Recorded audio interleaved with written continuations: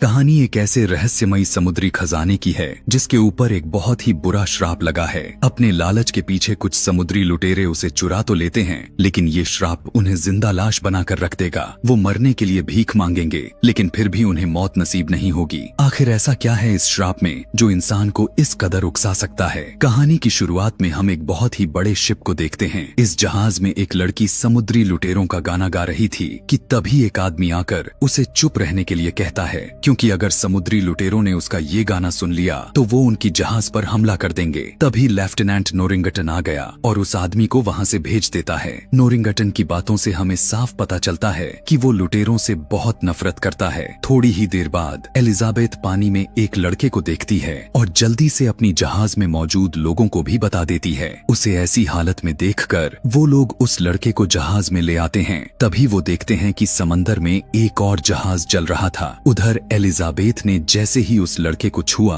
उसी वक्त उसे होश आ जाता है। एलिजाबेथ उसे कहती है कि मेरा नाम एलिजाबेथ है, जिस पर वो लड़का भी अपना नाम विल टर्नर बताता है और इतना कहते ही वो फिर से बेहोश होता है। फिर एलिजाबेथ उसके गले में एक लुटेरों का लॉकेट देखती है और समझ जाती है कि वो एक लुटेरा है, लेकिन उसने इस बारे में किसी को भी नहीं बताया और वो लॉकेट अपने पास रख लेती है। इसके बाद हमें प्रेजेंट में एलिजाबेथ को दिखाया जाता है, जो कि अब बड़ी हो चुकी है। उसके पास अभी भी विल का लॉकेट था जिसे वो अपने गले में डाल लेती है। उसकी वक्त एलिजाबेथ के पास उसके डैड, जो कि पोर्ट रॉयल के गवर्नर हैं, वो उसके लिए एक तोहफा लेकर आते हैं जिसके अंदर एक सुंदर सी ड्रेस थी। इसके बाद हम विल को देखते हैं, जो कि अब एक लोहार का काम करता है और उसको अपने अतीत के बारे में कुछ भी पता नहीं है। वो आज गवर्नर के लिए एक तलवार बनाकर लेकर आया था। दोनों बातें कर ही रहे होते हैं कि तभी एलिजाबेथ भी अपने डैड की दी हुई उस ड्रेस को पहनकर नीचे आ जाती है। वो विल को देखकर बहुत ही ज्यादा खुश हो गई, लेकिन गवर्नर को अच्छा नहीं लगता है कि उसकी बेटी एक लोहार के साथ बात करे। उधर कैप्टन जैक स्पैरो भी पोर्ट रॉयल आ जाता है। वो पोर्ट रॉयल में एक जहाज को चुराने के लिए आया था कि तभी बीच में ही कुछ सिपाही उसे रोक लेते हैं। वो उन्हें सच भी बता देता है कि मैं जहाज चुराने के लिए आया हूँ, लेकिन कोई भी उस पर विश्वास नहीं करता। उधर एलिजाबेथ नोरिंगटन के साथ खड़ी होती है। नोरिंगटन एलिजाबेथ से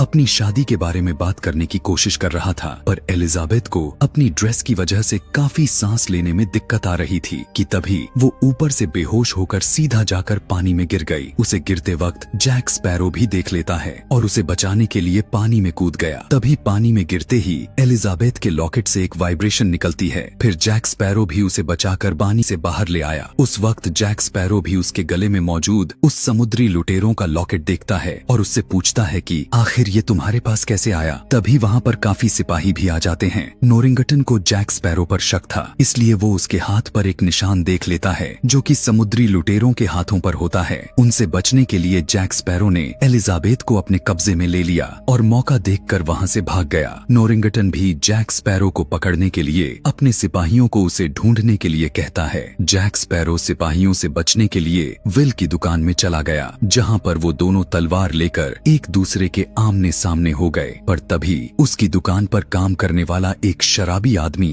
जैक स्पैरो के सिर पर अपनी बोतल मारता है, जिससे जैक स्पैरो बेहोश होकर वहीं पर गिर गया और उसे पकड़कर जेल में डाल दिया गया। उसी रात पोर्ट रॉयल पर समुद्री लुटेरे हमला कर देते हैं। वो पोर्ट रॉयल के सभी लोगों को एक एक करके मारने लगे। दरअसल उनका इरादा उस सोने के लॉकेट में जड़े उस सिक्के को चुराना था। इसलिए कुछ लुटेरे एलिजाबेथ के घर में भी आ जाते हैं, जहां पर एलिजाबेथ उनसे बचने के लिए अपने कमरे में चली जाती है, लेकिन वहां पर भी वो दोनों लुटेरे दरवाजा तोड़कर अंदर आ जाते हैं। इसलिए एलिजाबेथ वहां के एक दूसरे कमरे की अलमारी में जाकर छुप गई, लेकिन इस बार भी उन लुटेरों ने उसे ढूंढ लिया। पर तभी एलिजाबेथ कहती है कि मैं तुम्हारे सरदार से बातचीत करना चाहती हूँ और ये एक नियम भी है कि बातचीत करने से पहले तुम मुझे मार भी नहीं सकते हो। इसलिए वो लुटेरे एलिजाबेथ को वहाँ से ले जाते हैं। विल भी एलिजाबेथ को उनके साथ जाते हुए देख लेता है, लेकिन वो इस वक्त एलिजाबेथ के लिए कुछ भी नहीं कर पाता। उधर जेल में भी जैक स्पैरो को वो लुटेरे पहचान लेते हैं, पर जैसे ही एक लुटेरे ने जैक स्पैरो का गला पकड़ा, उस वक्त रोशनी में आने की वजह से उसका हाथ एक कंकाल में बदल जाता है, क्योंकि उन सभी लुटेरों को एक श्राप मिला मिला है। उधर ब्लैक पर्ल जहाज में एलिजाबेथ उस जहाज के सरदार बरबोसा से मिलती है। एलिजाबेथ उसे कहती है कि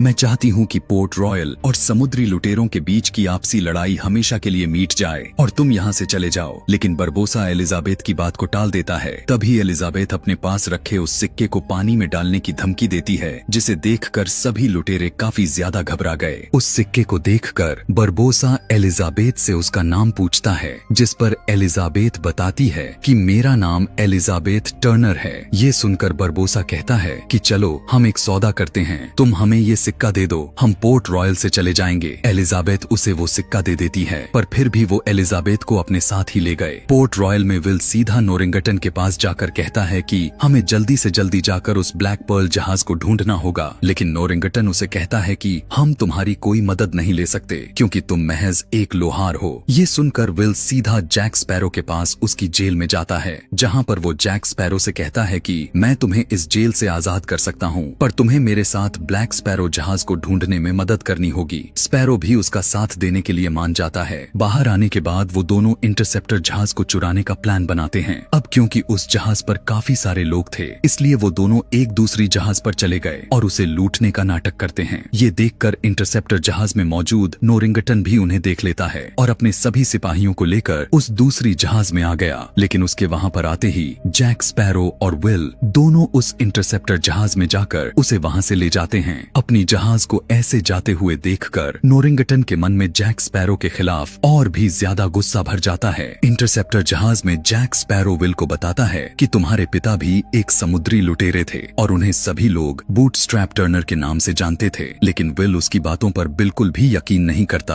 अब क्योंकि वो अपने पिता से कभी मिला भी नहीं होता, इसलिए वो उसकी बातों पर यकीन कर लेता है। इसके बाद वो दोनों टोर्टुगा नाम के एक आइलैंड पे चले जाते हैं, जहाँ पर जैक स्पैरो अपने करीबी दोस्त गिब्स से मिलता है और उसे अपने कुछ और साथियों को ढूंढने के लिए कहता है, ताकि वो मिलकर ब्लैक पर्ल जहाज को ढूंढ सके। पहले तो गिब्स उसके साथ जाने से मना करता है, लेकिन जैक स्पैरो बताता है कि मेरे पास बूटस्ट्रैप का बेटा है। ये सुनकर गिब्स उसके साथ जाने के लिए तैयार हो गया। उधर शिप में एलिजाबेथ बरबोसा से कहती है कि तुम्हें वो सिक्का मिल गया है, अब मुझे जाने दो। उस वक्त बरबोसा एलिजाबेथ को बताता है कि ये सिक्का 882 सोने के सिक्कों में से एक है, जिसे हरनान कॉटेज को एजटेक लोगों को मारने से रोकने के लिए दिया गया था। लेकिन कॉटेज के लालच की वजह से एजटेक देवताओं ने इस सोने पर श्राप लगा दिया। बारबोसा और उसकी क्रू ने इस सोने को ढूंढा और खर्च कर दिया और इसके बाद वो श्रापित हो गए और जिंदा होकर भी मर नहीं सकते। इस श्राप को हटाने के लिए उन्हें सारा सोना वापस करना होगा और हर क्रू सदस्य को अपना खून चढ़ाना होगा। लेकिन एक क्रू सदस्य बूटस्ट्रैप बिल का खून अब तक नहीं दिया गया था, क्योंकि वो समुद्र में खो गया था। बारबोसा को लगता है कि एलिजाबेथ बूटस्ट्रैप की बेटी है और इसलिए वो उसके खून का इस्तेमाल उनके श्राप से मुक्त होने के लिए करना चाहता था। उस वक्त एलिजाबेथ बरबोसा पर हमला करके बाहर भाग जाती है, लेकिन वहाँ पर चारों तरफ मुर्दा लोगों को देखकर एलिजाबेथ काफी घबरा गई।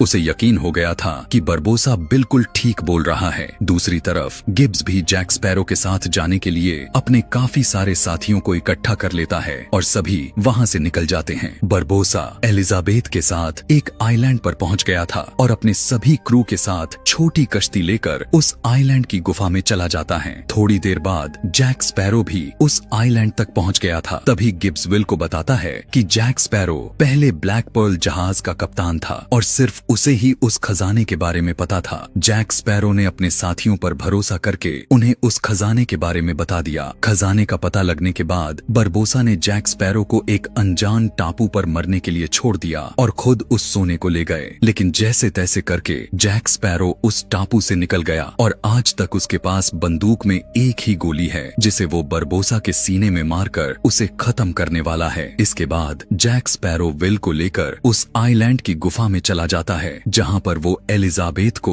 उन लुटेरों के साथ देखता है। उसी वक्त बरबोसा उस तिजोरी को खोल देता है, जिसके अंदर काफी सारे सोने के सिक्के रखे हुए थे। बरबोसा एलिजाबेथ का हाथ काटकर उस पर खून लगाकर उस सिक्के को उस तिजोरी में डाल देता है, लेकिन फिर भी उनका श्राप नहीं टूटता। ये देखकर बरबोसा को बहुत गुस्सा आ गया। उसे एलिजाबेथ पर शक हो जाता है कि वो टर्नर नहीं है और वो एलिजाबेथ को एक जोर से थप्पड़ मारकर नीचे गिरा देता है। इतने में ही विल एलिजाबेथ को वहाँ से ले जाता है। तभी बरबोसा भी देख लेता है कि वहाँ पर एलिजाबेथ नहीं है, इसलिए वो अपने सभी साथियों को उन्हें ढूंढने के लिए भेज देता है और उन्हें एलिजाबेथ तो नहीं बल्कि जैक स्पैरो मिल गया था। तभी जैक स्पैरो उन लुटेरों को कहता है कि मुझे तुम्हारे सरदार से बातचीत करनी है। ये सुनकर वो लुटेरे जैक स्पैरो को मार नहीं पाते क्योंकि ये उनके नियमों के खिलाफ था। दूसरी तरफ विल एलिजाबेथ को लेकर अपनी जहाज में आ गया और नियम के मुताबिक वो पीछे रहने वाले को बचाने के लिए नहीं जाते, इसलिए वो सभी स्पैरो को बिना बचाए ही वहाँ से जाने लगते हैं। उधर बरबोसा अपने सिपाहियों को जैक स्पैरो को मारने का हुक्म दे देता है। तभी जैक स्पैरो उन्हें बताता है कि मुझे पता है कि बूटस्ट्रैप का बेटा कहाँ पर है। ये सुनकर बरबोसा अपने सिपाहियों को रोक लेता है। इसके बाद वो सभी श्रापित लुटेरे इंटरसेप्टर का तेजी से पीछा करने लगते हैं और एलिजाबेथ भी उन्हें अपने पीछे आते हुए देख लेती है। विल सभी को अपनी तोपें तैयार करने के लिए कहता है और दोनों एक दूसरे के ऊपर तोपों से हमला करने लगते हैं। इस वक्त तक जैक स्पैरो भी अपनी कैद से आजाद हो गया था। उधर एलिजाबेथ देखती है कि उसके गले में वो लॉकेट नहीं है, इसलिए उसे ढूंढने के लिए विल जहाज के अंदर चला जाता है, लेकिन अंदर काफी पानी भर चुका था। ऊपर अब सभी श्रापित लुटेरे भी उनकी जहाज में आना शुरू कर देते हैं और कुछ लुटेरे उनकी जहाज के अंदर बारूद डालने लगते हैं। उधर जैक स्पैरो भी एक रस्सी के सहारे इंटरसेप्टर जहाज में आ गया। नीचे विल देखता है कि एक बंदर आकर उसका वो सिक्का ले गया है। तभी एलिजाबेथ देखती है कि विल नीचे जहाज में पानी भरने की वजह से डूब रहा है, पर वो उसकी मदद कर पाती इससे पहले वो लुटेरे उसे पकड़ लेते हैं। उधर जैक स्पैरो भी उस बंदर को पकड़ने की कोशिश करता है, पर वो उस सिक्के को ले जाकर बरबोसा को दे देता है। अब इंटरसेप्टर के सभी लोग बरबोसा के कब्जे में आ गए थे। उधर इंटरसेप्टर जहाज में भी उस बारूद की वजह से बहुत बड़ा ब्लास्ट होता है, लेकिन विल उस जहाज से पहले ही निकल गया था और अपने सभी लोगों को बचाने के लिए बरबोसा के पास आ जाता है। वो खुद के ऊपर बंदूक लगाकर बरबोसा को कहता है कि अगर तुमने मेरे साथियों को नहीं छोड़ा तो मैं खुद को गोली मार लूंगा, लेकिन बरबोसा धोखे से विल को अपने कब्जे में ले लेता है और उसने एलिजाबेथ और जैक स्पैरो को उसी टापू पर सड़ने के लिए छोड़ दिया। पर अगले ही दिन वहाँ पर नोरिंगटन आकर उन्हें वहाँ से निकाल लेता है। एलिजाबेथ नोरिंगटन को विल को उन लुटेरों से बचाने के लिए कहती है, लेकिन नोरिंगटन और उसके डैड उसे बचाने के लिए बिल्कुल भी सहमत नहीं होते। तभी एलिजाबेथ कहती है कि अगर तुमने विल को बचा लिया तो मैं तुमसे शादी कर लूंगी। ये सुनकर नोरिंगटन उसे बचाने के लिए मान जाता है और जैक स्पैरो को उस टापू पर जाने का रास्ता पूछता है। उस टापू तक पहुंचने के बाद जैक स्पैरो उन सभी को बाहर रहने के लिए कहता है और खुद एक छोटी कश्ती लेकर गुफा के अंदर चला गया। अंदर बरबोसा विल को मारने ही वाला था कि तभी वहाँ पर जैक स्पैरो आकर उसे ऐसा करने से रोक लेता है। वो उन्हें बताता है कि बाहर गवर्नर के बहुत सारे सिपाही खड़े हैं और अगर तुमने इसे अभी मार दिया तो तुम इंसान बन जाओगे और बाहर जाने के बाद वो सिपाही तुम्हें मार देंगे, इसलिए पहले तुम उन्हें जाकर खत्म कराओ। उन्हें हराने के बाद तुम 2 जहाजों के कप्तान बन जाओ। ये सुनकर बरबोसा उसकी बात मान लेता है और अपने लुटेरों को उन्हें खत्म करने के लिए भेज देता है। वो सभी लुटेरे छुपकर गवर्नर की जहाज पर हमला कर देते हैं और एक एक करके सभी लोगों को मारने लगते हैं। उधर उस गुफा में जैक स्पैरो और विल भी बरबोसा और उसके साथी लुटेरों से लड़ने लगते हैं। तभी लड़ते वक्त बरबोसा ने जैक स्पैरो के अंदर अपनी तलवार घुसा दी, लेकिन तभी वो चांद की रोशनी में चला गया और वो एक कंकाल में बदल जाता है। दरअसल जैक स्पैरो ने भी उस खजाने में से एक सिक्का चुरा लिया था। उधर ब्लैक पर्ल जहाज में आकर एलिजाबेथ ब्लैक स्पैरो के सभी साथियों को वहां से आजाद कर देती है, पर उनमें से कोई भी उसके साथ विल और जैक स्पैरो को बचाने के लिए नहीं जाता। दूसरी तरफ नोरिंगटन और उसके सिपाही भी अपनी जहाज में बाकी के लोगों की मदद के लिए आ जाते हैं। टापू के अंदर जैक स्पैरो मौका देखकर अपने चुराए हुए उस सिक्के पर अपना खून लगाकर विल की तरफ फेंक देता है और साथ ही उसने अपनी बचाकर रखी हुई गोली से बरबोसा को शूट कर दिया। बरबोसा कहता है कि तुमने अपनी गोली बर्बाद कर दी है। उसी वक्त विल भी अपना खून लगाकर उस सिक्के को तिजोरी में डाल देता है, जिसे डालने के बाद बरबोसा इंसान बन गया और गोली लगने की वजह से